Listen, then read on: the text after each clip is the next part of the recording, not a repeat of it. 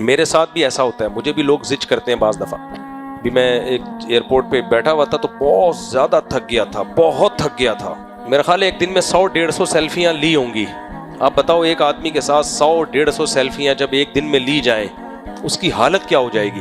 تو میں جب ایئرپورٹ پہ آ کے بیٹھا, میں نے ایئرپورٹ میں کسی جاننے والے سے رابطہ کیا کہ مجھے کسی اکیلے جگہ پہ بٹھاؤ جہاں کوئی نہ ہو, میں بہت زیادہ تھک گیا ہوں. اور رات 2 دن سے جگہ ہوا بھی تھا, بیانات کا سلسلہ تھا, بہت میں نے کہا تھک گیا ہوں, میرے سب کسی سے ملا نہیں جا رہا. تو انہوں نے مجھے کہیں اکیلے میں بٹھا دیا, کسی نے دیکھ لیا, وہ صاحب دوڑتے ہوئے آئے. کسی دوڑتے ہوئے آدمی کو بھگانا بڑا مشکل کام ہے. میرے ساتھ آ کے بیٹھ گئے.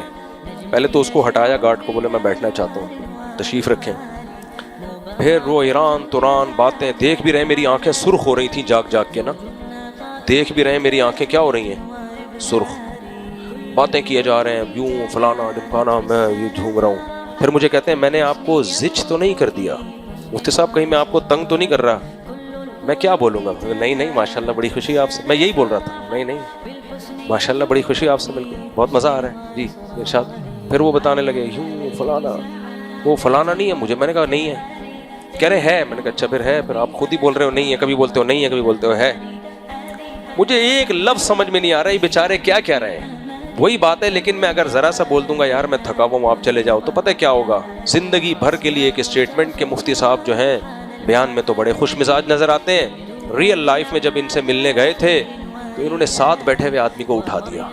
اب ایئرپورٹ پہ تو گارڈ بھی نہیں ہوتے نا ساتھ میں, تو ساتھ بیٹھے ہوئے آدمی کو ساری, تو اس لیے ہمیں تحمل ہی کرنا پڑتا ہے. جی ٹھیک ہے, بیٹھا رہا ایسا بیٹھا رہا. پھر مجھے افسوس اس وقت جو کہہ رہے ہیں آپ کو میں نے پریشان تو نہیں کیا, یعنی ٹیکا لگا رہے ہو, آپ بولے تکلیف تو نہیں ہو رہی ہے. دیکھ بھی رہے میری آنکھیں سرخ ہو رہی ہیں جاگ جاگ کے. لیکن بہرحال میں نے یہی سوچ کے میں صبر کرتا ہوں یار ہماری اوقات نہیں ہے, لوگ اگر محبت کر رہے ہیں تو ہماری اوقات محبت کی ہے نہیں. تو اگر اللہ نے ٹوٹی پھوٹی عزت دے دی ہے تو اس کو بس کوشش کرو, اس پہ شکر ادا کرو اللہ کا. لیکن حقیقت یہ ہے کہ دیکھو ہر انسان کی جو برداشت ہے نا وہ ایک حد ہوتی ہے.